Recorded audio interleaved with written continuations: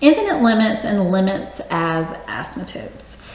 Let's look at this function right here. We know that there is a vertical asymptote at x equals 2. So let's just do a little sketch of the graph. At x equals 2, I'm going to put in a vertical asymptote. All right, and then we can just kind of graph some points. Yes, we can graph this on our calculator, but there will be non-calculator and calculator parts.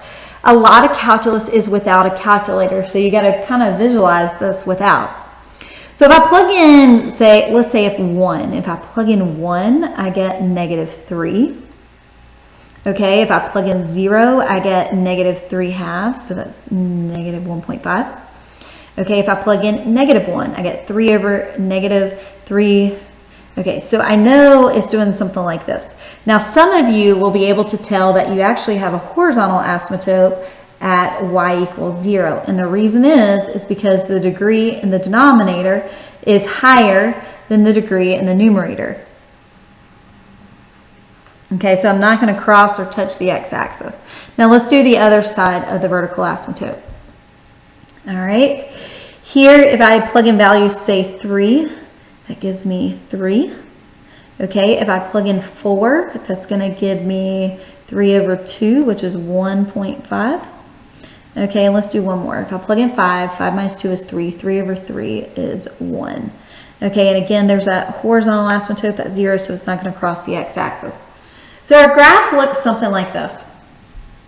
Now, let's look at the limit as x approaches 2 from the left. As x approaches 2 from the left, if you notice, this keeps going on forever. It goes off to -infinity. And then as x approaches 2 from the right, all right, this keeps going up, up, up, up, but it actually doesn't ever reach 2, but it keeps going off to +infinity. However, are these the same? So therefore, if they had asked us for the limit as x approaches 2 of 3 over x minus 2, then that would not exist because one goes off to -infinity and one goes off to +infinity. All right, let's look at another one. Let's look at this right here. And we're going to just look at these on our graph. Okay, so this first function, we're going to do 3 divided by x minus 4. Okay, I'm just going to say zoom 6. And we're doing it as it approaches 4. Well, what do you recognize about this? There's going to be a vertical asymptote at x equals 4. Okay, so x equals 4, that vertical asymptote is somewhere right in here. Okay, here as it goes from the left, it goes to -infinity. Okay, as it goes to the right, it goes to the +infinity. So does the big limit as x approaches 4, does it exist? No, it does not exist. All right, because one's -infinity, the other one's +infinity. Okay, so let's go do it again with this one right here. Yes, we can draw it by hand. It is quicker if we actually just graph it. Okay, so we're going to do 1 over 2 minus x. Now, before I graph it, what do I know? I know there's a vertical asymptote at x equals 2. All right, which is where it's asking us to put the limit. So zoom 6. Okay, so that vertical asymptote is somewhere right in there. Okay, so here we go. 2 to the left actually goes to +infinity. And 2 to the right, coming from this way, is going to -infinity. Now, does the big limit as x approaches 2 of 1 over 2 minus x, does that exist? No, because this one from the left, it goes to +infinity. From the right, it goes to -infinity. All right, so I want you to go do this one by yourself. All right, pause the video and go do it by yourself.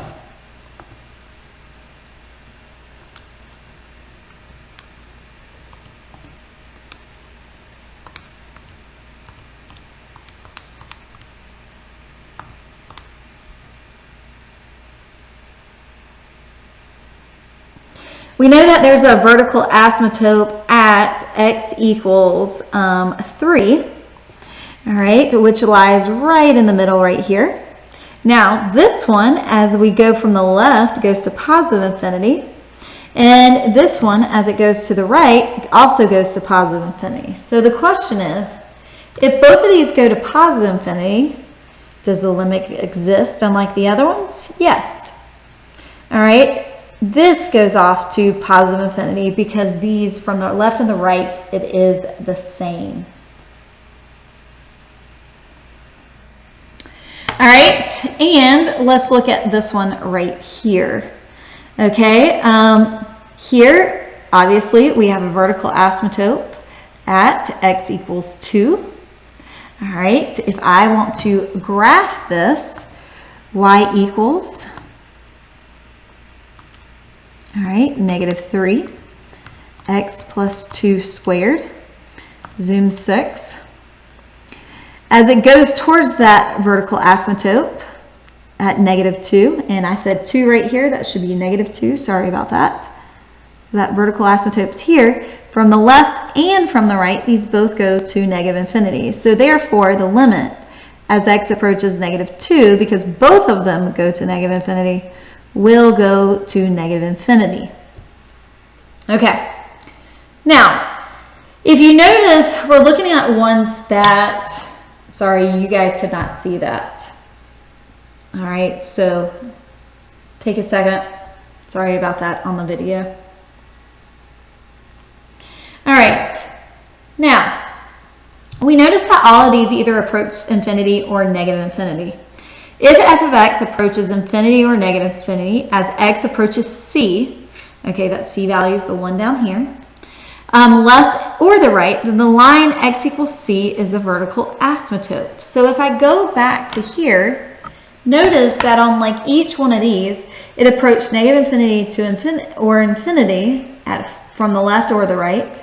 So therefore, there's going to be a vertical asymptote. And notice we said where the vertical asymptote was in each one of these. And each one of them, it either went off to negative infinity or infinity. And in some cases, we could actually find the limit as long as they were the same of the big limit. So, let's find the limit here. Okay, let's go graph it. We know there's a vertical asymptote at x equals 1. So therefore, if there's a vertical asymptote at x equals 1, these are either going to go to negative infinity or infinity. We just have to figure out each one. And again, just to make this just a little bit quicker, I'm going to plug this into my calculator.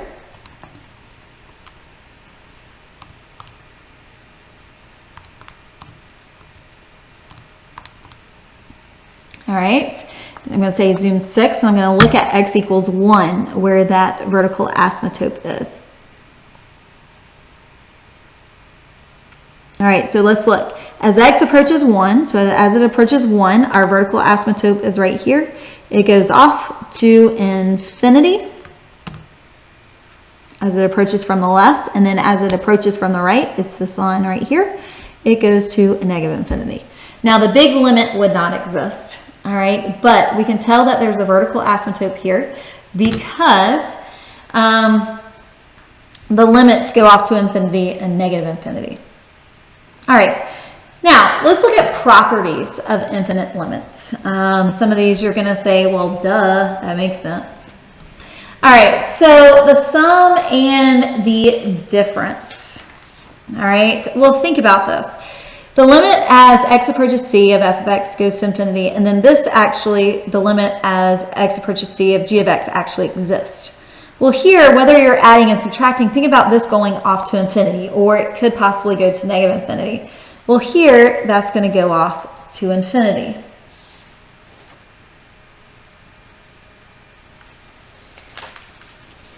All right, product, same thing. If you have one of them going off to infinity and the other one exists at a number, then when you multiply them, it's going to go off to infinity.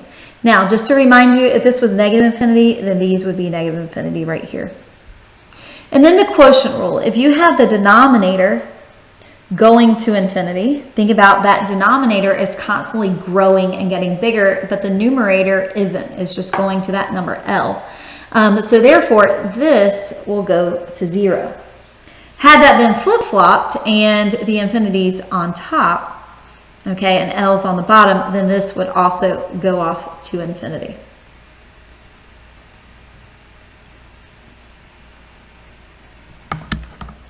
All right, so let's look at some limits right here. Now here what we can do is we have a combination. You can actually separate these. This is the limit as x approaches 0 of 1. Let me do it so you can see it. I'm sorry about that.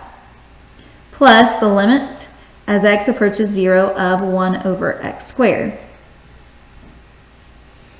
Well, we know the limit as x approaches 1 is 1, but let's look here. As we plug in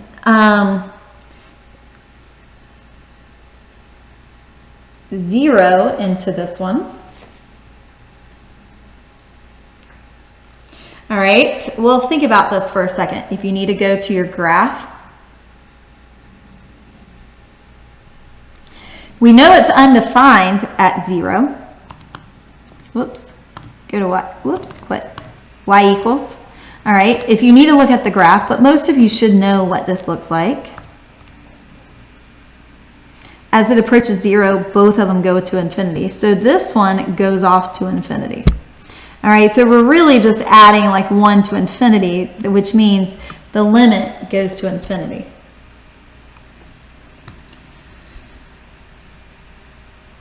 All right, let's look at this next one.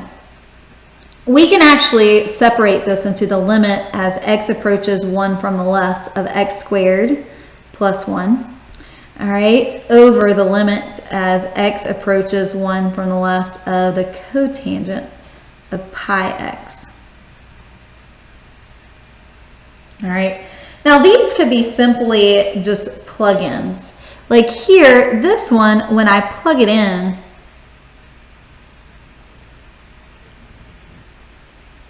all right, that goes to, from the left, is 2.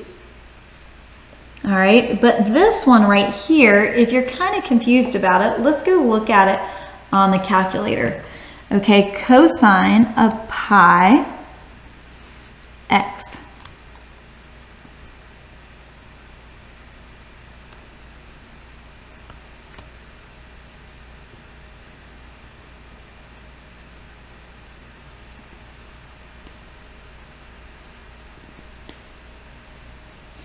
Now, remember that this was an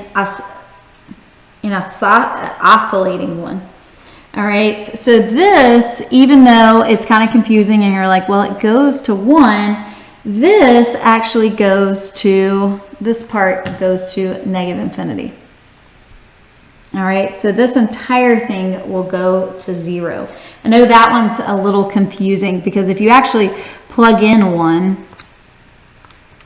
you're like, but it goes to negative 1. All right, but because remember oscillating, okay, it actually doesn't really exist right there. Okay, the limit as x approaches 0 from the right of 3 cotangent x, we can separate it into the limit as x approaches 0 of 3 times the limit as x approaches 0 from the right of cotangent of x. Well, one of the things we know this one goes off to 3. However, this one actually goes off to infinity. All right, so if I do 3 times infinity, then this one goes off to infinity.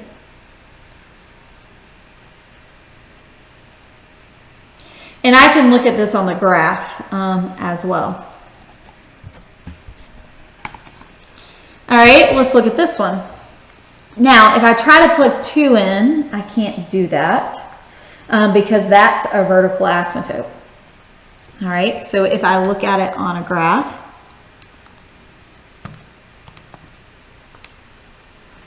x minus 1, x minus 2. All right, zoom 6. The vertical asymptote is at 2. All right, now we're only looking at it from the right. So when it goes off to the right, where does it go? It goes to infinity. Okay. Then this one.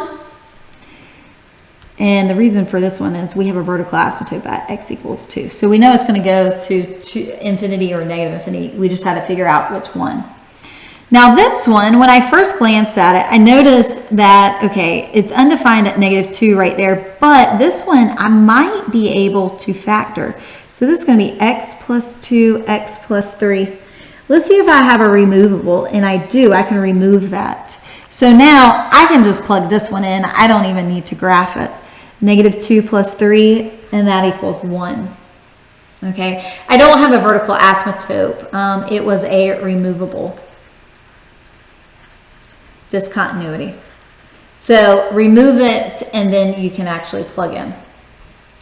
All right, and then this one should be the limit as x approaches 3. Okay, I notice I can plug in 3. Okay, there's no issue there. All right, so I'm just going to straight plug in 3 squared plus 9. Okay, that's going to be 18, so that makes 1, 6. All right, so if I don't have a vertical asymptote, see if you can reduce it to where it goes down. However, if there is a vertical asymptote, we know it goes off to infinity or negative infinity. So pay attention to that. This lesson wasn't as long, and some of it is a little like, well, I get that. That makes sense. So just be careful about these and what you want to do with them. And apply some of the properties from yesterday as well.